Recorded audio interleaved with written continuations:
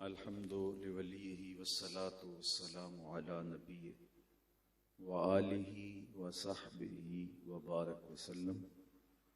قال اللہ تعالی وتبارک فی القرآن المجید والفرقان الحمید فی شان حبیبہ مخبرا وآمرا۔ ان اللہ وملائکتہ یصلون علی النبی یا ایھا الذین آمنوا صلوا علیہ وسلموا تسلیما۔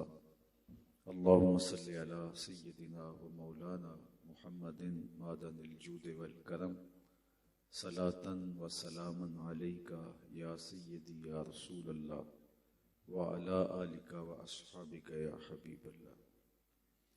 حمد و تعریف و توصیف اللہ جل مجدہ الکریم کی ذات بابرکات کے لیے، جو خالق کائنات بھی ہے اور مالک شش جہات بھی۔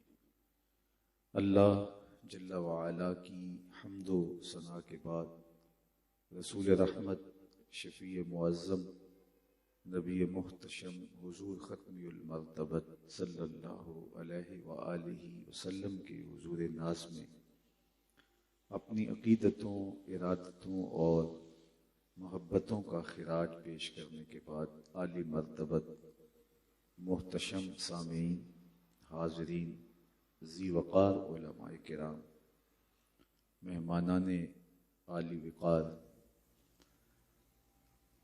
آج کی یہ بابرکت اور محتشم محفل نور سیدہ طیبہ طاہرہ حضرت سیدہ زہرا سلام اللہ علیہا کے حضور اپنی عقیدتوں، ارادتوں اور محبتوں کا خراج پیش کرنے کے لیے ادارۃ المصطفیٰ حلقہ کراچی کی جانب سے انعقاد پذیر ہے۔ اللہ اس کی برکتیں آپ سب کا مقسوم فرمائے، اور اس مجلس سے اٹھنے سے پہلے اس کی برکتیں اللہ ہماری روحوں کو نصیب کر دے، اور ہمارے گھروں میں واپسی سے پہلے اس محفل نور کے اجالے بھیج دے۔ اور بالخصوص میں اشرفی برادران کے لیے خاص طور پہ بارگاہ عزتی میں دعا گو ہوں کہ اللہ انہیں اس کا بہتر صلہ اور اجر نصیب کرے۔ ان کے جملہ رفقا، ادارۃ المصطفیٰ کے جملہ کارکن، اور آپ جتنے لوگ تشریف لائے سب کے لیے دعائیں ہیں کہ اللہ صحت عافیت والی لمبی زندگیاں آپ سب کا مقسوم فرمائے، ہمارے بیماروں کو شفا عطا کرے، دکھیوں کے دکھ دور فرمائے، امراض میں مبتلا لوگوں کو کامل عاجل شفا بخش دے۔ حضرت حذیفہ بن یمان رضی اللہ تعالی عنہ حضور کے رازدان کہلاتے ہیں۔ جب کوئی راز کی بات کرنی ہوتی تو حضرت حذیفہ بن یمان کے ساتھ حضور فرماتے، اسی لیے انہیں صاحب و سر رسول اللہ صلی اللہ علیہ وآلہ وسلم، حضور کے رازدار کے لقب سے یاد کیا جاتا ہے۔ بڑے بھروسے کے آدمی تھے، اور ان کا سینہ بہت سارے رازوں کا امین تھا، لیکن والدہ کی خدمت میں مصروفیت کے پیش نظر کبھی حاضری نہیں ہو پاتی تھی۔ تو ایک دن دل بہت بے چین ہوا تو ماں سے عرض گزار ہوئے کہ اگر آپ مجھے اجازت دیں تو میں مغرب کی نماز حضور علیہ السلام کے ساتھ پڑھنا چاہوں گا، اور لالچ یہ دی کہ امی آپ کے لیے اور اپنے لیے حضور سے دعا بھی کرواؤں گا۔ تو بات ایسی تھی، ماں نے کہا بیٹے ضرور جاؤ اور میرے لیے آقا کریم سے دعا کروانا بخشش و مغفرت کی۔ تو یہ حاضر خدمت ہوئے۔ نماز مغرب کا وقت قریب تھا، اذان پکاری گئی، سلام پھرا، جماعت ہوئی۔ تو ان کے دل میں آرزو تھی کہ حضور سے عرض کروں کہ حضور میرے لیے اور میری ماں کے لیے مغفرت کی دعا کر دیجیے، لیکن حضور نوافل میں اوراد میں مشغول ہو گئے اور یہ آرزو رکھنے کے باوجود موقع نہیں پا سکے۔ رہ رہ کے خیال آتا کہ ماں سے چھٹی لی تھی، اجازت مانگی تھی تو اس شرط پہ کہ حضور علیہ السلام سے دعا کا عرض کروں گا، آپ کے لیے بھی اور اپنے لیے بھی۔ تو ماں نے جاتے ہی پہلا سوال یہی کرنا ہے کہ حضور سے دعا کروائی تھی، تو آقا کریم تو اوراد میں، نوافل میں، دیگر امور خیر میں مشغول ہیں، تو میں کچھ عرض نہیں کر پا رہا۔ خیر منتظر رہے، لیکن وقت زیادہ بیت گیا، حتیٰ کہ عشاء کا وقت آ گیا۔ عشاء کی اذان پکاری جانے لگی اور پھر حضور مصلی پہ تشریف فرما ہوئے، نماز پڑھائی۔ تو مصلی انور سے حضور اٹھے اور کاشانہ نور کی طرف چل دیے۔ جن لوگوں نے حضور کے در پاک پہ حاضری کا شرف پایا ہے وہ جانتے ہیں کہ مصلی سے حجرہ عائشہ کا فاصلہ زیادہ نہیں ہے، اور جو ابھی تک اس در رحمت پہ حاضر نہیں ہوئے، آج کی اس بابرکت محفل میں ان کے لیے دعا ہے کہ وہ اڑ کے مدینے چلے جائیں۔ سچی بات ہے، جس نے وہ شہر نہیں دیکھا اس نے کچھ بھی نہیں دیکھا۔ جنوں ویکھ کے اکھیاں ٹھر دیاں نے، جنوں ویکھ کے ٹھردا سینہ ہے، ربا تیری ساری خدائی وچوں بس اکو شہر مدینہ ہے۔ اور اقبال نے کہا تھا، خاک طیبہ از دو عالم خوش ترست، آن خنک شہرے کے آنجا دل برست۔ میں چم چم اکھا نہ للاواں، صدقڑے جاواں نی مٹیے عرب دیے۔ تو حضور علیہ السلام مصلی نور سے اٹھے اور حجرہ پاک کی طرف چل دیے۔ حذیفہ بن یمان کا دل زور زور سے دھڑک رہا تھا کہ ماں نے جاتے ہی سوال کرنا ہے اور حضور تشریف لے جا رہے ہیں۔ مغرب کی نماز کی اجازت لے کر کے آیا تھا اور عشاء کا وقت بھی گزر گیا، لیکن موقع ہی نہیں مل پایا، تو ماں کو کیا جواب دوں گا، اور حضور تشریف لے جا رہے ہیں۔ تو یہ بھی حضور علیہ السلام کے پیچھے چل پڑے۔ غیر ارادی طور پہ رفتار تھوڑی سی تیز ہوئی تو قدموں کی آہٹ بھی پیدا ہو گئی۔ تو آقا کریم حجرہ انور کی طرف مسلسل بڑھتے جا رہے ہیں اور رخ پھیرے بغیر آقا کریم نے جب قدموں کی آہٹ سنی تو فرمایا، من ھذا، میرے پیچھے پیچھے کون آ رہا ہے؟ پھر جواب کا انتظار کیے بغیر خود ہی فرمایا، حذیفہ تو نہیں؟ تو کہتے ہیں میں نے کہا، قلت نعم، میں نے کہا جی حضور میں حذیفہ ہوں۔ تو آقا کریم جب مجھ سے یہ مکالمہ فرمایا تو میرے دل میں تھا کہ میں جو آرزو ہے وہ جلدی جلدی زبان پہ لے آؤں اور عرض کروں کہ میرے لیے، میری ماں کے لیے مغفرت کی دعا کر دیجئے۔ تو پوچھا کہ من ھذا، کون ہے؟ حذیفہ تو نہیں؟ قلت نعم، میں نے کہا جی جی حضور میں حذیفہ ہوں۔ تو آقا کریم نے فرمایا کہ ما حاجتوں کا، غفر اللہ لکا ولأمک، اللہ تجھے بھی بخش دے، تیری ماں کی بھی مغفرت کرے، کس کام آئے ہو؟ تو جو کام لے کر آئے تھے وہ تو جنبش لب سے پہلے ہی ہو گیا، یہاں تو لفظوں کا سہارا بھی نہیں لینا پڑتا۔ اے فروغت صبح آثار و دہور، چشم تو بینندائے ما فی الصدور، آپ کی نظر تو سینوں کے چھپے راز بھی دیکھتی ہے۔ کہا ما حاجتوں کا، غفر اللہ لکا ولأمک، اللہ تجھے بھی بخش دے، تیری ماں کی بھی مغفرت کرے، کس کام آئے ہو؟ تو جو کام کہنا تھا وہ تو پہلے ہو چکا، تو یہ خاموش کھڑے تھے۔ تو حضور نے ارشاد فرمایا، حذیفہ ابھی ابھی میرے پاس ایک فرشتہ آیا ہے جو آج سے قبل دھرتی پر پہلے کبھی نہیں آیا، آج پہلی بار دو کام کرنے آیا ہے۔ ایک تو مجھے سلام کرنے آیا ہے، پوری کائنات کا دل دھڑکتا ہے کہ حضور کی بارگاہ میں سلام پیش کیا جائے۔ ان کی بارگاہ میں سلام پیش کرنے والے سعادت مند ہوتے ہیں۔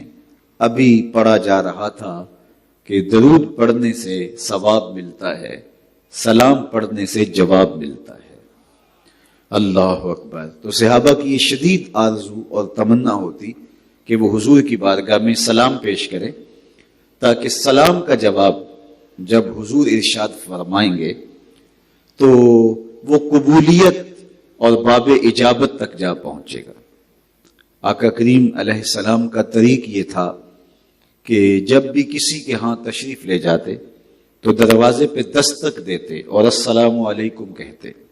اگر جواب آیا ہے تو ٹھیک، نہیں تو دوسری مرتبہ دستک دیتے اور السلام علیکم فرماتے۔ اگر دوسری بار بھی جواب نہیں آیا تو تیسری مرتبہ السلام علیکم اور دروازے پہ دستک دیتے، اور اگر 3 بار بھی جواب نہیں آیا تو حضور واپس تشریف لے جاتے۔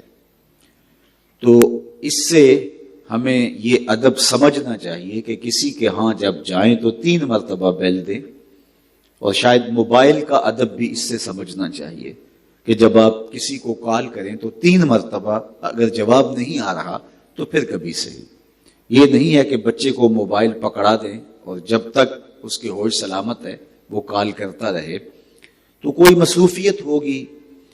تو یہ ادب ہے کہ 3 مرتبہ السلام علیکم کہیں، دروازے پہ دستک دیں، جواب نہیں آیا تو واپس چلے آئیں۔ تو آقا کریم ایک صحابی کے ہاں تشریف لے گئے، 3 مرتبہ السلام علیکم کہا۔ وہ بالکل دروازے کے قریب ہی کھڑے تھے، تو انہوں نے حضور علیہ السلام کے سلام کو سنا۔ جب 3 مرتبہ ہو چکا تو آقا کریم واپس پلٹنے لگے، تو انہوں نے جلدی جلدی دروازہ کھولا، کہا میرے بخت جاگے کہ آپ آئے۔ تو حضور آپ تشریف لائیے۔ فرمایا میں تو 3 مرتبہ دروازے کو دستک بھی دی اور سلام بھی دیا، جواب نہیں آیا تو میں جا رہا ہوں۔ عرض کی حضور میں نے 3 بار سنا، اور 3 بار میں نے ہولے سے دل ہی دل میں وعلیکم السلام بھی کہا، اور میں دروازے کے سوراخوں سے دیکھ بھی رہا تھا، لیکن میری آرزو یہ تھی کہ آپ بار بار مجھے سلامتی کی دعا دیتے رہیں۔ السلام علیکم، تمہارے اوپر سلامتی ہو، السلام علیکم، تمہارے اوپر سلامتی ہو۔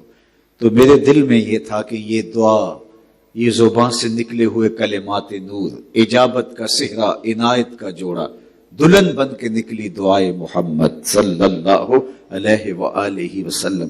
تو کہا میری آرزو یہ تھی کہ آپ مجھے بار بار دعا دیتے رہیں، مجھے بار بار سلامتی کی دعا ارشاد کرتے رہیں۔ اللہ اکبر۔ تو کائنات کے کلیجے میں یہ آرزو ہے کہ ادھر سے ہمیں سلامتی کی دعائیں ملے، تو حضور کی بارگاہ میں سلام پیش کرنا اور اس کے جواب کی آرزو رکھنا یہ امت کا محبوب عمل ہے۔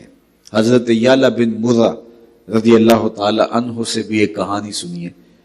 فرماتے ہیں کہ میں ایک سفر میں حضور کے ہمراہ تھا، تو راستے میں حضور نے استراحت فرمائی اور ایک درخت کے نیچے آرام فرما ہوئے۔ دور تک کوئی درخت دکھائی نہیں دے رہا تھا، اور میں حضور کے پہرے کے لیے، حضور کی خدمت کے لیے وہاں حاضر تھا۔ تو میں نے دیکھا کہ دور صحرا میں ایک درخت ہے جو جنبش کرنے لگا، ہلنے لگا، اور پھر اپنی جڑوں سمیت اکھڑ کے چلتا ہوا میرے برابر آ کے کھڑا نہیں ہو جاتا۔ تھوڑی دیر کے بعد وہ واپس چلا اور اپنی جڑوں کو گھسیٹتے ہوئے جہاں سے وہ آیا تھا وہیں جا کے نصب ہو گیا۔ میرے لیے بڑے تعجب کی بات تھی، وہاں کوئی اور تھا نہیں کہ جس سے میں بات کرتا۔ حضور علیہ السلام بیدار ہوئے، تو میں نے سلام عرض کرنے کے بعد سب سے پہلی بات یہی کی، میں نے کہا حضور وہ جو دور درخت صحرا میں دکھائی دے رہا ہے، یہ تھوڑی دیر قبل اپنی جگہ سے اکھڑا تھا اور اپنی جڑوں کو گھسیٹتا ہوا یہاں تک آ پہنچا، اور میرے برابر آ کے کھڑا نہیں ہو جاتا، تھوڑی دیر تک جھومتا رہا اور پھر واپس جا کے وہاں نصب ہو گیا، اور یہ حیرت میں ڈوبے ہوئے ہیں کہ یہ کیا ہوا۔ تو آقا کریم نے یہ نہیں کہا کہ جناب میں تو سویا ہوا تھا، کہانی سناؤ کیا ہوا۔ حضور نے فرمایا ہذہ شجرۃ استاذنت ربہا، فرمایا یہ ایک درخت ہے جس نے رب سے اجازت مانگی تھی، مالک تیرا محبوب بڑا قریب آیا ہے، سلام نہ کراؤں، فآذن لہا، تو رب نے اجازت دے دی تھی تو یہ مجھے سلام کرنے کے لیے حاضر ہوا۔ تو کہا کہ جبریل، فرمایا کہ اے حذیفہ یہ فرشتہ ہے جو اس سے قبل دھرتی پر کبھی نہیں آیا، آج پہلی بار اللہ سے اجازت لے کے دو کام کرنے آیا ہے، ایک تو مجھے سلام کرنے آیا ہے اور دوسرا خوشخبری دینے آیا ہے کہ آپ کی بیٹی فاطمہ جنتی عورتوں کی سردار ہیں، حسن اور حسین جنتی جوانوں کے سردار ہیں۔ تو یہ خوشخبری مجھے دینے کے لیے یہ فرشتہ اسپیشل رب سے اجازت لے کر کے حاضر ہوا ہے۔ تو سیدہ پاک سلام اللہ علیہا کا یہ اعزاز کہ اللہ نے ان کو وہ عزت عطا کی جو کسی اور کا مقسوم نہیں ہے، اور اللہ تعالیٰ جل شانہ نے ان کو جو شرف عطا کیے، عظمتوں کے جو بڑے حوالے سیدہ پاک سلام اللہ علیہا کے ساتھ جڑے ہوئے ہیں، وہ انہی کا مقسوم ہے۔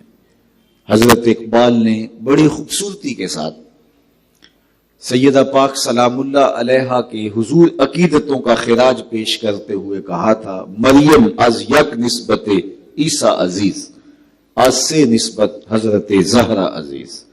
سیدہ مریم سلام اللہ علیہا عزیز روزگار ہیں، ان کے نام کی سورت قرآن کے دامن میں موجود ہے، قرآن مجید میں ان کی عظمتوں کے قصیدے بیان ہوئے۔ سیدہ مریم عزیز روزگار ہیں، عظمتوں کے اس اونچے منصب پر ہیں کہ رش کی نظر سے دیکھا جاتا ہے تو کہا ان کو یہ مرتبہ، یہ مقام کیسے ملا؟ کہا ایک نسبت، اور وہ یہ کہ حضرت عیسیٰ علیہ السلام کی ماں ہونے کا انہیں اعزاز حاصل ہے۔ آج سے نسبت حضرت زہرا عزیز اور سیدہ فاطمہ الزہرا سلام اللہ علیہا کو 3 نسبتیں حاصل ہیں۔ سب سے پہلی نسبت نور چشم رحمت للعالمین، امام اولین و آخرین، وہ حضور علیہ السلام کی نور چشم ہیں، حضور علیہ السلام کی آنکھوں کا نور ہیں، پارائے قلب مصطفیٰ ہیں سیدہ زہرا سلام اللہ علیہ۔ فرمایا فاطمہ تو بدعۃ منی، فاطمہ میرے جگر کا ٹکڑا ہے۔ تو حضور نے سیدہ سلام اللہ علیہا کو اپنے جگر کا ٹکڑا قرار دیا، اور جس قدر ان سے محبت کرتے تھے یہ تاریخ کا انوکھا باب ہے۔ جب سیدہ پاک حضور سے ملنے کے لیے آتی تو حضور کھڑے ہو جاتے، استقبال کرتے، بوسہ دیتے، فاجلسہا فی مجلسہ، اور اپنی مسند پر بٹھاتے۔ دنیا کو عملی پیغام دیا کہ بیٹیاں عزت کی جگہ پر ہیں۔ آج میں اور آپ اپنی بیٹیوں سے بہت محبت کرتے ہیں، اس میں کوئی شک نہیں ہے کہ بیٹیاں گھر کی زینت ہیں، آنگن کا نور ہیں، 4 دیواری کی رونق ہیں، بلکہ میرے استاد فرمایا کرتے تھے کہ بیٹی باپ کے جنازے کی رونق ہے۔ تو بیٹیوں کے ساتھ آج محبتوں کا جو عالم آج ہم دیکھ رہے ہیں، میں اور آپ اپنی بیٹیوں سے جس طرح بے لوث محبت کرتے ہیں اور ان کو آسودہ خوشحال دیکھ کر کے خوش ہوتے ہیں، ایک باپ کے لیے بہت تکلیف ہوتی ہے جب سسرال سے اس کی بیٹی واپس آتی ہے تو اس کے چہرے پہ افسردگی ہوتی ہے اور وہ اذیت میں مبتلا ہوتی ہے۔ وہ بولے یا کچھ نہ بولے، اس کا اترا ہوا چہرہ باپ کی زندگی کا چین اجاڑ دیتا ہے۔ وہ بیٹی کو خوش دیکھنا چاہتا ہے، خوشحال دیکھنا چاہتا ہے۔ تو بیٹی کے لیے یہ جذبات اور سینوں کے اندر امجتی ہوئی محبت کی یہ کائنات، یہ کیسے نور پیدا ہوا؟ تو کائنات والوں شکریہ ادا کرو آمنہ کے لال کا، جس نے بیٹی کو عزت دے کے بتایا کہ بیٹی زندہ درگور نہیں کی جانی چاہیے، بیٹی اپنی مسند کے اوپر بٹھائی جانی چاہیے۔ تو حضور استقبال کرتے اور اپنی مسند کے اوپر بٹھاتے۔ اللہ اکبر، نور چشم رحمت للعالمین، امام اولین و آخرین۔ دوسری نسبت بانو تاجدار حل عطا، مرتضی مشکل کشا شیر خدا۔ سیدہ پاک سلام اللہ علیہا کا اعزاز یہ ہے کہ وہ زوجہ ہیں سیدنا علی المرتضی رضی اللہ تعالی عنہ کی، جو امام الاولیاء ہیں، مشکل کشا ہیں، شیر خدا ہیں، مرتضی ہیں۔ یہ شرف ان کو، نبی کی بیٹی ہیں، امام الانبیاء کی شہزادی ہیں اور امام الاولیاء کی زوجہ محترمہ ہیں۔ تیسرا اعزاز، مادر آن مرکز پرکار عشق، مادر آن قافلہ سالار عشق، عشق کے قافلے کا جو سردار ہے اور عشق کی پرکار کا جو مرکز ہے، حسین ابن علی، سیدہ فاطمہ الزہرا اس حسین ابن علی کی مادر مشفق ہے۔ یہ اعزاز، یہ تکریم ان کو حاصل ہوئی، یہ عزت اور وقار ان کے نام ہوا۔ اللہ اکبر۔ اب ذرا غور کیجئے، بیٹی ہیں تو امام الانبیاء کی، زوجہ ہیں تو امام الاولیاء کی، اور ماں ہیں تو امام الشہداء کی، اور خود جنت کی خواتین کی سردار۔ یہ شرف ہے سیدہ آمنہ سلام اللہ علیہا کا، جو انہی کا مقسوم ہے۔ تو عزتوں کی جو مسند ان کو نصیب ہوئی وہ کسی اور کا مقسوم نہیں ہے۔ آج میں اور آپ اس عالی مرتبت بارگاہ میں اپنی عقیدتوں کا خراج پیش کرنے کے لیے ادب سے سروں کو جھکائے ہوئے اور دلوں میں گداز اور نرمی لیے ہوئے، عقیدتوں کے چراغ روشن کیے ہوئے ان کے حضور اپنی نیازمندی پیش کر رہے ہیں، جن کے آنچل کو مہر و ماں نے بھی نہیں دیکھا تھا۔ تقدس کا روشن حوالہ، عزت اور آبرو کا استعارہ سیدہ زہرا سلام اللہ علیہا، کہ جن کا پاکیزہ وجود مخدرات اسلام کے لیے کامل، اکمل اور مکمل نمونہ ہے۔ مزرائے تسلیم را حاصل بطول، مادران را اسوائے کامل بطول۔ مکمل، کامل اور اکمل نمونہ خواتین کے لیے سیدہ پاک سلام اللہ علیہا کا بابرکت، پاکیزہ، تقدس مآب وجود ہے۔ جس بھی پیرائے میں دیکھو، امت کی رہنمائی کامل، اکمل طور پہ اس طرح سے ہوتی دکھائی دیتی ہے۔ اگر بیٹی ہونے کی حیثیت سے آپ دیکھتے ہیں تو باپ کے معاملات میں جس طرح سیدہ سلام اللہ علیہا نے ساتھ دیا، یہ تاریخ کا روشن باب ہے۔ جب آقا کریم علیہ السلام پر اوجریاں ڈال دی جاتی، اس وقت بالکل نو عمر تھی حضرت سیدہ زہرا سلام اللہ علیہا، ابھی بچپنے کی کیفیت تھی کہ دیکھتی ہیں کہ ان کے والد گرامی کے سر انور پر حق کہنے کی پاداش میں اذیتیں دی جاتی ہیں اور کفار کی جانب سے اوجریاں ڈال دی جاتی ہیں، تو وہ اشک بہا رہی ہیں اور حضور کے سر انور پر پانی ڈالتی نظر آتی ہیں۔ اور ہم احد کے میدان کے اندر سیدہ فاطمہ الزہرا سلام اللہ علیہا کی خدمات کو دیکھیں تو ہماری روح، ہماری زبان، ہمارے رویے، ہمارا عمل، پورا دین ان کے حضور خراج عقیدت اور خراج محبت پیش کرتا ہے۔ بیٹی کے لیے اپنے باپ کا عکس ہونا اور اس کی سیرت کو اپنی طبع میں سمو لینا، یہ اس کا اعزاز ہوتا ہے۔ ام المومنین سیدہ عائشہ رضی اللہ تعالی عنہا فرماتی ہیں، انداز گفتگو میں، نشست و برخاست میں، بولنے کہنے کے انداز میں نے کسی کو حضور علیہ السلام کے مشابہ سیدہ فاطمہ الزہرا سے زیادہ نہیں پایا ہے۔ وہ مکمل، کامل، عکس جمیل تھی حضور علیہ السلام کی سیرت کا۔ حضور کی طرح اٹھنا بیٹھنا، حضور کی طرح ہم کلام ہونا، اور آقا کریم علیہ الصلوۃ والتسلیم کی طرح انداز نشست و برخاست رکھنا، تو گویا عکس مکمل ذات رسالت مآب صلی اللہ علیہ وآلہ وسلم کا دیکھنا ہو تو وہ سیدہ فاطمہ الزہرا سلام اللہ علیہا کی سیرت سے آپ کو ملے گا۔ تو باپ کے ساتھ یوں ان کی موانست، مطابقت، اور باپ کے ساتھ ان کی محبت اور سیرت کے رنگ میں اس طرح اپنے آپ کو رنگ لینا آج مخدرات اسلام کے لیے نمونہ ہے کہ وہ اپنے آقا و مولا کی سیرت کو اور ان کے اسوائے نور کو اپنے اندر یوں پیدا کریں تاکہ سیدہ پاک سلام اللہ علیہا کی روح خوش ہو اور ان کے حضور عقیدتوں کا خراج پیش کرنے کا یہ بہترین ذریعہ ہے۔ دوسری بات، آپ کی سیرت سے جو ہمیں پیغام ملتا ہے وہ شوہر کی اطاعت اور فرما برداری کا ہے۔ بڑے گھروں کی بیٹیاں جب شادی کے بعد سسرال جاتی ہیں تو وہ بہت ناز نخرے سے وہاں رویہ رکھتی ہیں کہ ہم تو عالی مرتبت خاندان کی چشم و چراغ ہیں اور ہم نے تو ماں باپ کے گھر میں کبھی کوئی خدمت نہیں کی تھی، کوئی کام نہیں کیا تھا، تو ہم یہاں شوہر کی خدمت کے لیے آئی ہیں۔ اس کا نتیجہ کیا ہوتا ہے کہ خاندانی وحدت ٹوٹنے لگتی ہے اور معاملہ طلاق تک جا پہنچتا ہے۔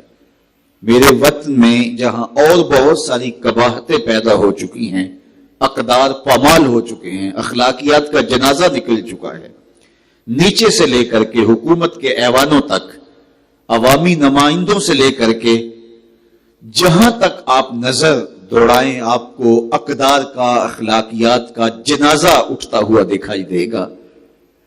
تو ان چیزوں میں سے جو اس وطن کے اندر اور ہماری معاشرت کے اندر خرابیاں پیدا ہوئی ہیں، اس میں ایک چیز طلاق کی بڑھتی ہوئی شرح ہے۔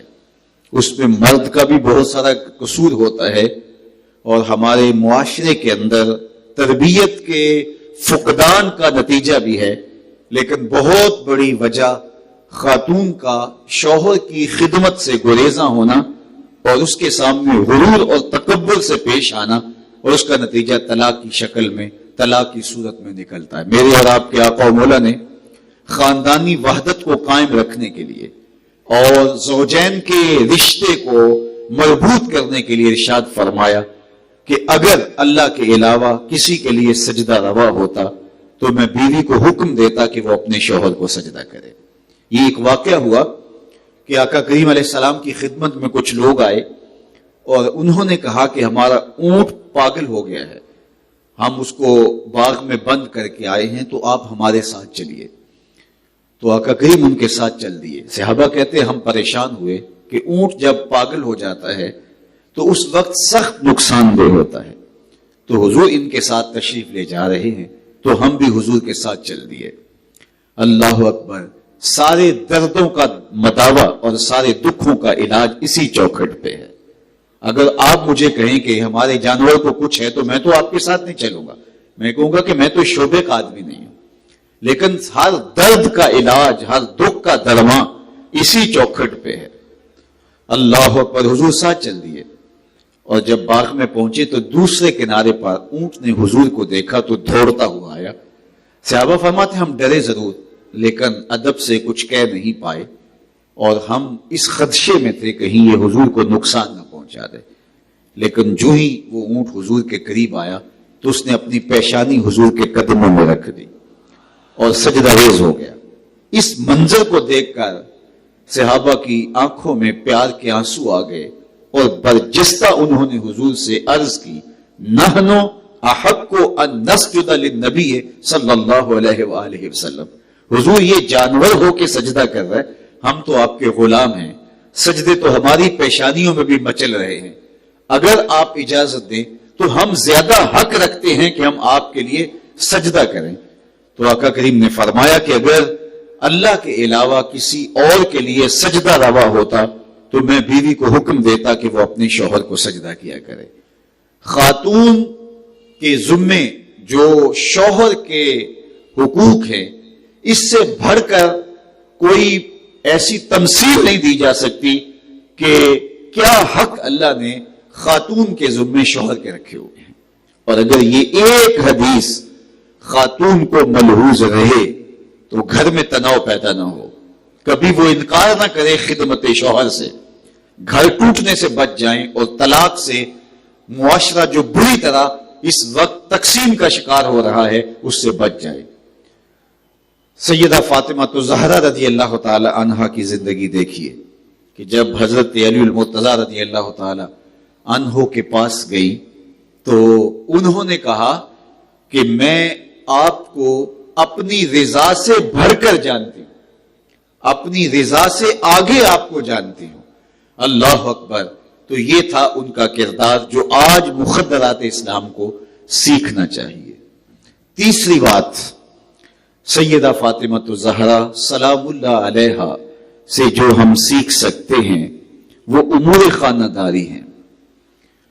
عورت چاہے جتنی بھی مصروف کیوں نہ ہو، گھر کے نظم کی ذمہ داریاں خاتون پر عائد ہوتی ہیں، اور وہ گھر بہترین گھر ہوتا ہے جس گھر کے اندر عورت ایک اچھی منتظمہ کی شکل کے اندر گھر کے نظام کو دیکھ بھال رہی ہوتی ہے۔ سیدہ پاک سلام اللہ علیہا شہزادی کونین ہیں، حضور کے گھر میں پلی بڑی اور جوان ہوئی ہیں۔ اللہ اکبر، باپ نبیوں کا سردار ہے، لیکن وہاں جب امور خانہ داری میں آپ کو مصروف دیکھتے ہیں تو ہم دیکھتے ہیں کہ مشکیزے میں اٹھا کر کے پانی بھی لا رہی ہیں، اور ہم دیکھتے ہیں کہ سیدہ ہاتھوں سے چکی بھی پیس رہی ہیں، اور گھر کے لیے کھانے کے لیے ان ضروری امور کو بھی بجا لا رہی ہیں۔ تو امور خانہ داری سیکھنی ہو تو اس ذات ستودہ صفات سے سیکھی جا سکتی ہے۔ آج کی خاتون کہتی ہے کہ میرے کام کاج زیادہ ہیں، لہٰذا میں گھریلو ذمہ داریوں سے عہدہ برا نہیں ہو سکتی۔ وہ سیدہ پاک سلام اللہ علیہا کی زندگی کو دیکھے کہ انہوں نے کس طرح امور خانہ داری کو نبھایا، اور بچوں کی تربیت سے لے کر کے اپنے شوہر کی خدمت تک اور دیگر امور کو کس طرح سر انجام دیا۔ عورت کے لیے جو اہم منصب ہے وہ اولاد کی تربیت ہے۔ اولاد کی تربیت کس نہج پہ کرنی ہے اور کس انداز سے کرنی ہے، خواتین اسلام کو، مخدرات اسلام کو سیدہ پاک سے یہ بھی سیکھنا ہوگا کہ انہوں نے جس طرح حسنین کریمین کی تربیت کی اور جس طرح ان کو گوہر نایاب بنایا، تقوی، طہارت، پاکیزگی، عفت، پاک دامنی، ذوق عبادت، جرت، شجاعت، جو بھی اوصاف کسی فرد میں ہونی چاہیے وہ بدرجائے تمام حسنین کریمین کے اندر موجود ہیں۔ تو یہ شیر مادر کا اثر ہے، یہ سیدہ سلام اللہ علیہا کے دودھ کی تاثیر ہے۔ اقبال نے کہا تھا سیرت فرزندہ از امہات، جوہر صدق و صفا از امہات۔ جو اولاد کی تربیت ہے اور بیٹوں کی تربیت بالخصوص، یہ ماں کی سیرت کا عکس ہوتا ہے، اور صدق و صفا کا جوہر، پاکیزگی کا جوہر، سچائی کا جوہر یہ آغوش سے ماں دیتی ہے۔ آپ جانتے ہیں جب ماں ام الخیر ہو تو بیٹا شیخ عبد القادر جیلانی ہوتا ہے، جب ماں مائی راستی ہو تو بیٹا فرید الدین گنج شکر ہوتا ہے، اور جب ماں فاطمہ ہو تو بیٹا حسین ابن علی ہوتا ہے۔ کربلا کے تپتے ہوئے ریگزار میں عظیمت کی جو انوکھی داستاں حضرت امام حسین رضی اللہ تعالی عنہ نے رقم کی ہے وہ تاریخ کا البیلا باب ہے۔ اتنے لوگوں کے سامنے جرت اور عظیمت کے ساتھ کھڑا ہو جانا تماشا لب بام نہیں ہے، یہ حضرت امام حسین رضی اللہ تعالی عنہ کا کردار ہے۔ سیرت فرزندہ از امہات، جوہر صدق و صفا از امہات۔ تو مائیں ایک اچھی قوم کی نشأت کی ضامنہ ہوتی ہیں۔ آج کی ماؤں کو سیدہ سلام اللہ علیہا کی سیرت سے روشنی لے کر کے اچھی تربیت کے ذریعے سے اپنی اولاد کو معاشرے کا کارآمد فرد بنانا چاہیے۔ اگر ماں بیٹے کی آستین میں 40 درہم سی دیتی ہے اور ساتھ بیٹے کو یہ نصیحت کرتی ہے کہ کبھی زندگی میں جھوٹ نہیں بولنا، اور بیٹا ڈاکو کو بھی کہتا ہے کہ میری آستین میں 40 درہم میری ماں نے سیے ہوئے ہیں، تو پھر وہ ڈاکو نہیں رہتے، وہ توبہ کر کے اللہ کے کامل بندے بن جاتے ہیں۔ آج اگر ماں اپنے بیٹے کو، اپنی بیٹی کو بچپن میں یہ بات سکھائے کہ دیانت، اچھائی، سچائی تیری زندگی کا لازمہ ہونا چاہیے، تو نہ وہ دفتر میں جا کے رشوت لے گا، اور نہ وہ کسی اعلیٰ منصب پہ پہنچ کے اپنے ضمیر کو فروخت کرے گا، وہ جہاں بھی کھڑا ہوگا وہ پوری آبرو کے ساتھ کھڑا ہوگا، اس لیے کہ ماں نے اس کی تربیت کی تھی۔ جوہر صدق و صفا آغوش مادر سے ملتی ہے، جوہر صدق و صفا ماں کی آغوش سے ملتا ہے، سچائی کا جذبہ ماں کی آغوش سے ملتا ہے۔ اس لیے ماں کو ایک اچھی نسل کی ضمانت فراہم کرنی چاہیے۔ اس وقت ہم جن حالات میں گرے ہیں اور یہ ہمارا معاشرہ جس معاشرے میں ہم جی رہے ہیں، یہ وحشیوں کا، درندوں کا، مکاروں کا معاشرہ بنتا چلا جا رہا ہے۔ ایک دوسرے کے لیے ہمارے دلوں کے اندر جو نفرتیں بھری ہوئی ہیں، اور جس طرح سے لوٹ گسوٹ کو ہم فن قرار دے دیا ہے، اور لوگوں کو ضرر پہنچانا، نقصان پہنچانا، لوگوں کے دلوں میں نفرتیں پالنا اور معاشرے کو نفرت زار بنا دینا، یہ گھر کی تربیت کا قصور ہے کہ آج معاشرہ اس ڈگر پہ چلا گیا۔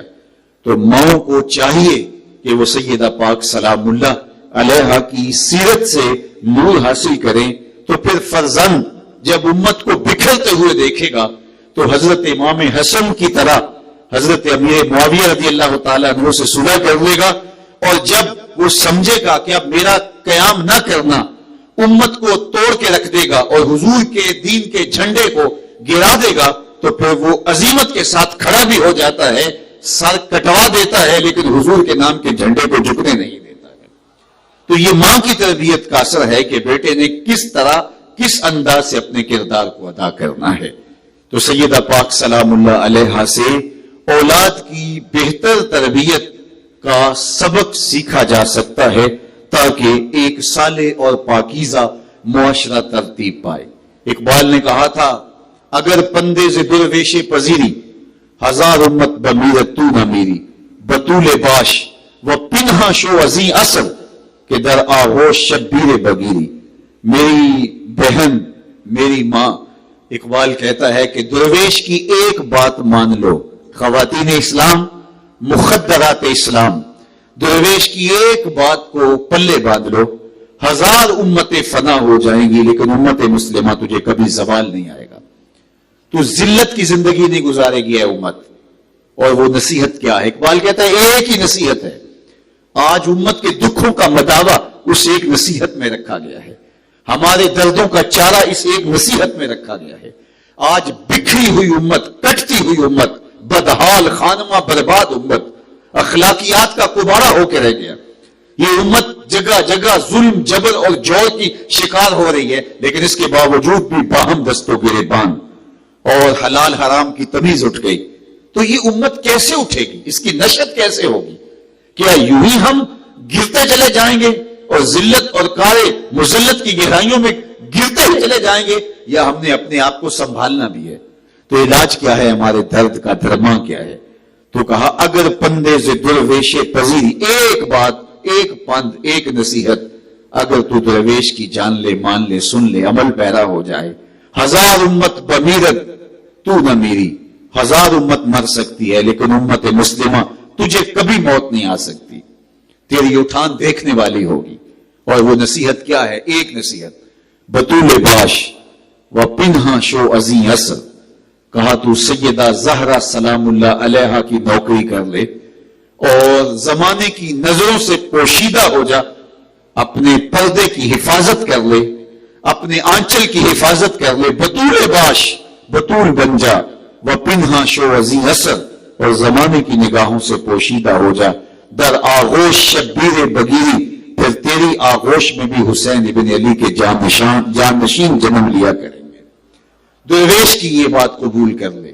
تو سیدہ سلام اللہ علیہا نے اپنے پردے کی حفاظت کر کے، اپنی آبرو کا پہرا دے کر کے دنیا کو بتایا کہ پردہ کیا ہوتا ہے۔ حضور نے ایک دن صحابہ سے پوچھا کہ عورت کے لیے پردہ کیا ہے؟ تو جس نے جو سمجھا جانا اس کے مطابق حضور سے عرض کیا، اور سیدنا علی المرتضیٰ رضی اللہ تعالی عنہ حضرت فاطمہ الزہرا رضی اللہ تعالی عنہا کے پاس گئے اور ان سے پوچھا کہ آپ کی پردے کے بارے میں رائے کیا ہے؟ تو انہوں نے کہا کہ میرے نزدیک بہترین پردہ یہ ہے کہ عورت مرد کو نہ دیکھے اور مرد عورت کو نہ دیکھے، یہ بہترین پردہ ہے۔ تو وہ واپس آئے اور حضور سے کہا حضور پردے کی صورت یہ ہے کہ عورت غیر محرم مرد کو نہ دیکھے اور غیر محرم مرد عورت کو نہ دیکھ سکے، اس طرح وہ پردے میں ملبوس ہو۔ تو آقا کریم نے فرمایا یہ جواب تو میری شہزادی فاطمہ کا لگتا ہے۔ تو کہا میں انہی سے پوچھ کے آیا ہوں، تو انہوں نے ہمیں بتایا کہ پردہ کیا ہوتا ہے۔ حضرت اسماء بنت امیس رضی اللہ تعالی عنہا فرماتی ہیں کہ میں ایام مرض میں سیدہ پاک کی خدمت میں لگی تھی، تو ایک دن انہوں نے فرمایا کہ جب جنازہ اٹھتا ہے اور چارپائی پہ عورت کو لٹایا جاتا ہے اور قبرستان کی طرف لے جایا جا رہا ہوتا ہے، تو چلنے والوں کے چلنے کی وجہ سے میت کو جنبش ہوتی ہے جس سے اس کے اعضاء دکھائی دیتے ہیں۔ تو مجھے یہ بہت سخت پریشانی ہے کہ اس وقت تو خاتون بے بس ہوتی ہے تو اپنے پردے کی حفاظت نہیں کر پاتی، تو یہ بڑا مشکل مرحلہ ہے۔ تو حضرت اسماء بنت امیس فرمانے لگی کہ میں نے کہا کہ میں جب حبشہ گئی تھی ہجرت کر کے، تو وہاں میں نے ایک طریقہ ان کو دیکھا، چارپائی کے چاروں پایوں پر وہ شاخیں باندھتے ہیں، پھر ان شاخوں کو اکٹھا جوڑ کے درمیان سے باندھ دیتے ہیں اور اوپر کپڑا ڈال دیتے ہیں، تو یہ ایک ڈولی سی بن جاتی ہے۔ تو حضرت اسماء بنت امیس کہتی ہیں کہ سیدہ زہرا سلام اللہ علیہا اتنا زیادہ خوش ہوئی کہ مجھے یہ فکر دامن گیر رہتی تھی، تو یہ میری فکر ختم ہوئی اور سیدہ اسماء سے کہا کہ مجھے کر کے بھی دکھاؤ۔ تو انہوں نے کھجور کی 4 شاخیں لی اور چارپائی کی چاروں ٹانگوں کے ساتھ جو ہے ان کو باندھا اور اس کے اوپر کپڑا ڈال دیا۔ یہ جو ڈولی آج کل جو ہے مردوں کو بھی اس میں ڈالا جاتا ہے اور خواتین کو بھی، اس کا تصور حضرت اسماء بنت امیس نے دیا۔ تو سیدہ فاطمہ رضی اللہ تعالی عنہا کی جو فکر مندی تھی وہ ختم ہوئی۔ زندگی میں تو پردہ انہوں نے اس کا اہتمام کیا ہی کیا، لیکن انتقال کے بعد بھی انہیں اپنے پردے کا یوں خیال اور لحاظ رکھا، بلکہ روایات میں آتا ہے کہ اللہ ان کے پردے کا یوں اہتمام حشر کے دن فرمائے گا کہ جب سیدہ سلام اللہ علیہا کی سواری گزرنے والی ہوگی، 70,000 حوروں کے جلوں میں، خادماؤں کے جلوں میں آپ گزریں گی اور حشر میں آواز بلند ہوگی، یا اہل الجمع غضوا ابصارکم عن فاطمہ بنت محمد حتی تمر، اے محشر کے میدان میں جمع ہونے والے لوگوں اپنی نظروں کو نیچی کر لو، محمد عربی کی شہزادی گزرنا چاہ رہی ہے، اور لوگوں نے نظریں جھکائی ہوئی ہوں گی کہ سیدہ کی سواری گزرے گی۔ اللہ اکبر، یہ ہے ان کے پردے کی شان۔ تو پردے کا اسلوب سیکھنا ہے تو سیدہ زہرا سلام اللہ علیہا کی سیرت سے سیکھا جا سکتا ہے۔ مخدرات اسلام کے لیے، بہنوں، بیٹیوں اور ماؤں کے لیے بہترین اسوہ آپ کی ذات گرامی ہے کہ آپ سے عمل سیکھا جائے۔ آج خواتین کہتی ہیں کہ ہم سے بہتر کون زمانے کے تقاضوں کو جانتا ہے، ہمیں دھکیل کے کہیں پیچھے لے جانا چاہتے ہو۔ اسلام اتنی سختی تو نہیں کرتا جتنی سختی آپ ہمیں پردے کے حوالے سے بتانے جا رہے ہیں۔ تو میں خواتین کی خدمت میں یہی عرض کروں گا کہ وہ سیدہ پاک سلام اللہ علیہا کی سیرت کو دیکھیں اور ان کے انداز زندگی کو ملاحظہ کریں، اور پھر دیکھیں کہ انہوں نے کس طرح اپنے پردے کی حفاظت کی، اور وہ پردہ ان کی زندگی کے امور میں رکاوٹ بھی نہیں بنا، بچوں کی تربیت میں رکاوٹ بھی نہیں بنا، اور اس پردے نے ان کو جس مرتبے پر پہنچایا، آج بھی اگر مخدرات اسلام ان کے نقوش پا کو تھام لیں تو آج ایک صالح اور پاکیزہ قوم کی نشت کی ضمانت دی جا سکتی ہے۔ آج کے دور میں ہمارے بہت مسائل میں سے ایک بہت بڑا مسئلہ وہ حیا کے جوہر کا چھن جانا ہے، اور یہ صرف نوجوانوں کی کہانی ہی نہیں، یہ صرف خواتین کی بات ہی نہیں، بلکہ اقبال نے آج سے تقریباً 1 صدی قبل کہا تھا، نوجوانہ چوں زنا مشغول تن از حیا بیگانہ پیرانے کہن۔ آپ ذرا سوچئے، اس نے کہا کہ نوجوان اپنے تن کو سجانے کے چکر میں ہی لگے رہتے ہیں۔ کبھی مرد بھی بیوٹی پارلر میں تیار ہونے کے لیے گئے تھے، اور آج آپ دیکھیے چوں زنا مشغول تن، جو مرد ہیں، جو نوجوان ہیں، وہ عورتوں کی طرح کنگھی پٹی میں لگے رہتے اور ہر وقت اپنے بدن کو سجانے اور سنوارنے کے چکر میں رہتے ہیں. یہ مردوں کے وظیفے نہیں ہیں. از حیا بیگانہ پیرانے کہن. اقبال کہتا ہے بات اس سے بھی بڑھ گئی کہ بوڑھوں کی نظروں میں بھی حیا باقی نہیں رہا.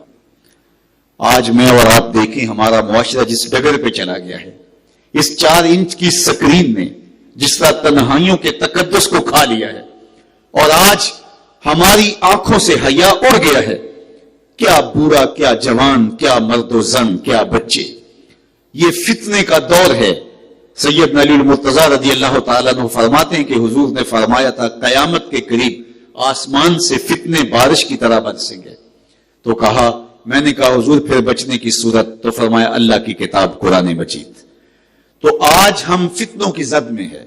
بوڑھے بھی از حیا بیگانہ پیرانے کہن، نوجوانہ چو زنا مشغول تن. اللہ اکبر. در دل شاں آرزوہا بے ثبات، مردہ زائن از بطون امہات. اقبال نے کہا کہ ان نوجوانوں کی کہانی سنیے. ان کے مچلتے ہوئے دلوں کے اندر ایسی آرزویں پنپ رہی ہیں جو بے ثبات ہیں. انہوں نے زندگی کے مقاصد کو فراموش کر دیا گیا ہے. آج نوجوان مجنوں بن کے زندگی گزار رہا ہے. چوکوں میں، چوراہوں میں، آوارگی میں اس کی زندگی بسر ہو رہی ہے. کیا زندگی کا مقصد یہ تھا کہ ہماری زندگی یوں آوارگی کے ساتھ گزرے؟ نوجوانوں، تمہاری زندگیاں تو رسول اللہ کے دین کو چاہیے تھی. تمہاری زندگیاں تو اسلام کے پرچم کو اونچا کرنے کے لیے تھی. تمہیں تو ماؤں نے اس لیے پوسا پالا اور جوان کیا تھا کہ حضور کے نام کا جھنڈا اٹھاؤ. اور آج کا نوجوان اپنی ساری صلاحیتوں کو ضائع کر رہا ہے، یا آوارگی میں، یا بے حیائی میں، یا حواس باختگی میں، یا حیا باختگی کے اندر وقت گزار رہا ہے. اللہ اکبر. یہ اس دور نافرجام کا فتنہ کہ از بطون جو ہے وہ مردہ زائن از بطون امہات، ماؤں کی گود سے بچے اس طرح پیدا ہو رہے ہیں جس طرح کوئی مردہ لوتھڑے پیدا ہو رہے ہوں. ان کے سینے کے اندر وہ دھڑکتے ہوئے دل، وہ جو اسلام کے لیے بےتاب آرزویں، وہ تمنائیں، جو غلبہ اسلام کے خواب، آج نوجوان اس کو فراموش کر چکے ہیں. دکھ ترانے ہو بچشم خود اسیر، بزلف خود اسیر. دکھ ترانے ہو بزلف خود اسیر، شوخ چشموں شوخ بینوں خردہ بین.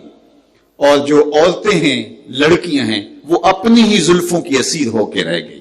شوخ چشم ہیں، خود نمائی ان کا مزاج بن گیا ہے، اور خردہ گیر پست فکر بن کے رہ گئی ہیں. ساختہ پرداختہ دل باختہ، ابروان مثل دو تیغے آختہ. بن ٹھن کے سور کر کے وہ ذوق نظارہ دینا اپنی عزت اور اپنا اعزاز سمجھنے لگی، جبکہ عورت کی آبرو اس کا بے پردہ ہو کے بازاروں میں گھومنا نہیں ہے. عورت کی عزت پردے میں سمٹ جانا ہے. میری بہن تو مغرب کی ٹینوں نہیں ہے، تو مشرق کی بیٹی ہے. تیری حیا، تیری آبرو، تیری عزت کا نشان ہے. تیری چادر اور تیرا برقع، تیرے برقعے کی ایک ایک سلوٹ تیرے حیا کا پہرا ہے. چار دیواری کے اندر تیرا موجود رہنا تیرے لیے قید خانہ نہیں ہے، بلکہ یہ تیری عزت کا نشان ہے. جو قیمتی چیزیں ہوں انہیں ملفوف کیا جاتا ہے، انہیں پردے میں سمیٹ کے رکھا جاتا ہے. سونے چاندی اور ہیروں کو ڈبیوں میں بند کر کے رکھا جاتا ہے. یوں ہی سڑکوں کے اوپر یوں نہیں ڈال دیا جاتا. تیرا تقدس ہے، تیری پاکیزگی ہے، تیری عفت ہے، تیرے جمال اور تیرے تقدس کا پہرا ہے تیرا برقع اور تیرا پردہ. یہ اگر تو سمٹ جاتی ہے تو معاشرہ پھیل جاتا ہے، اور اگر تو اپنے حیا کو چھٹی دے دیتی ہے تو پھر معاشرہ کسی کام کا نہیں رہتا. ساختہ پرداختہ دل باختہ، ابروان مثلے دو تیغے آختہ. ان کے ابرو تنی ہوئی تلواروں کی طرح جو ہے وہ قتل گاہ کا منظر پیش کر رہے ہیں، جبکہ یہ خواتین، ان کی جھکی ہوئی آنکھیں اور ان کو شرم و حیا کے تیور، حورے بھی تقدس پر قربان ہوں اور سلامیاں پیش کریں. سیدہ پاک سلام اللہ علیہا کا اسوہ ہمیں بتاتا ہے کہ ہم اپنی زندگی کو سیدہ پاک سلام اللہ علیہا کے نقوش پاک کے مطابق مقدرات اسلام کو لانے کی کوشش کریں. سیدہ پاک نے ہمارے سامنے جو تربیت یافتہ نظم رکھا اولاد کی شکل میں، اگر سیدہ زینب سلام اللہ علیہا کی صورت میں آپ اگر دیکھتے ہیں تو بیٹی کی تربیت اس سے بہتر نہیں ہو سکتی جیسی تربیت سیدہ زینب سلام اللہ علیہا کی سیدہ فاطمہ زہرا نے کی ہے. اور اگر بیٹوں کی تربیت کے حوالے سے جوہر صدق و صفا از امہات اس تناظر کے اندر آپ اگر دیکھتے ہیں تو امام حسن کا کردار بھی بے مثال ہے اور امام حسین رضی اللہ تعالی عنہ کا کردار بھی بے مثال دکھائی دیتا ہے. جب سیدنا امام حسین کا کربلا کے تپتے ہوئے صحرا میں ظلم، جور، زیادتی اور جبر کے خلاف پوری استقامت کے ساتھ ہم کھڑا ہونا دیکھتے ہیں تو بے اختیار سیدہ سلام اللہ علیہا کو خراج پیش کرنے کو جی چاہتا ہے کہ آج تنے تنہا اتنے صفاقوں کے سامنے پوری استقامت کے ساتھ کھڑا ہے. 72 افراد کٹ کٹ کے گرے اور لاشیں کندھوں پہ اٹھا کے خیموں تک پہنچا رہے ہیں لیکن پائے استقلال میں لغزش نہیں آنے پاتی، شکن پہ بل نہیں آتا، زبان پہ شکوہ نہیں آتا، پیاس سے بدن نڈھال ہے لیکن اس کے باوجود ان سے پانی کی خیرات نہیں مانگتے. یہ صبر، یہ حوصلہ، یہ استقامت، یہ جرأت، یہ عزیمت، یہ کوہ گراں بن کے جو کھڑے ہیں تو یہ اصل یہ تاثیر کہاں سے آئی؟ تو جواب ملتا ہے یہ شیر مادر فاطمہ بنت محمد کا اثر ہے. یہ سیدہ فاطمہ تو زہرا سلام اللہ علیہا کے دودھ کی تاثیر ہے. نبی کے گھر کی ہے عظمت، نبی سے سنتے ہیں. علی کے گھر کی ہے عزت، علی سے سنتے ہیں. وہ جس نے معزز کیا گھرانے کو، حسین پال کے دیا جس نے زمانے کو. یہ وہ احسان ہے اس امت پر سیدہ زہرا سلام اللہ علیہا کا کہ انہوں نے حسین ابن علی کی شکل میں اس امت کو وہ جوہر تابدار دیا کہ جنہوں نے جان تو دے دی، اسلام کے جھنڈے کو گرنے نہیں دیا.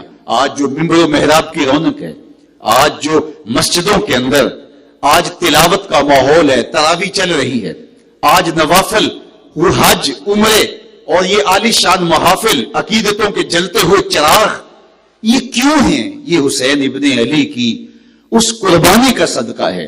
اگر وہ اس وقت کھڑے نہ ہوتے تو دین کا چراغ بجھ جاتا.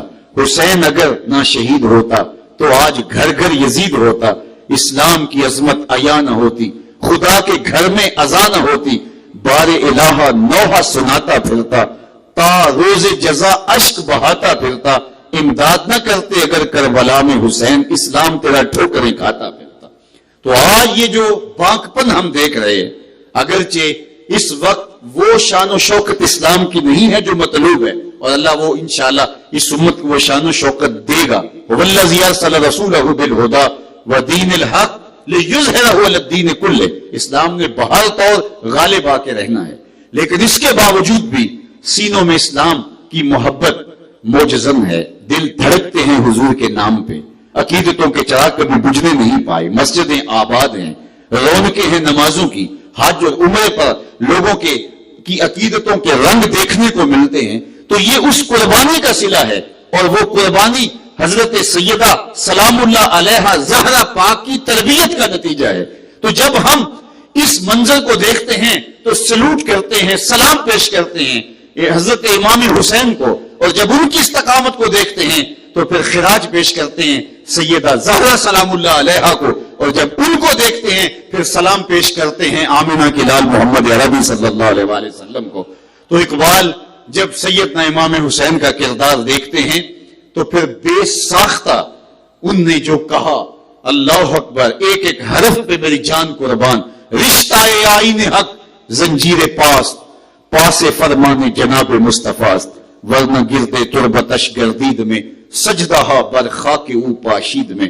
کہا اے فاطمہ زہرا سلام اللہ علیک، جو کام آپ نے کیا، اگر شریعت کی زنجیریں میرے پاؤں کی بندن نہ ہوتی اور آپ کے ہی بابا کا فرمان کہ اللہ کے علاوہ کسی کے لیے سجدہ روا نہیں ہے، اگر یہ ملحوظ نہ ہوتا تو سیدہ میں کعبے کا طواف کرنے کی بجائے تیری قبر کا طواف کرتا، اور کعبے کی طرف رخ کر کے منہ کرنے کی بجائے تیری قبر کے ذروں کو میں سجدہ ریز ہو کے جبیں سائی کر کے خراج پیش کرتا. رشتہ آئین حق زنجیر پاست، پاس فرمانے جناب مصطفیٰ، ورنہ گردے تربتش گردید میں، سجدہ بر خاک او پاشید میں. اس مٹی کے ذروں پر میری پیشانی کے سجدے ٹپک ٹپک جاتے، فاطمہ جو مٹی آپ کی قبر کے ساتھ لگی ہے، اس لیے کہ جو کام تو نے کر دکھایا ہے سیدہ وہ تیرا ہی کام تھا۔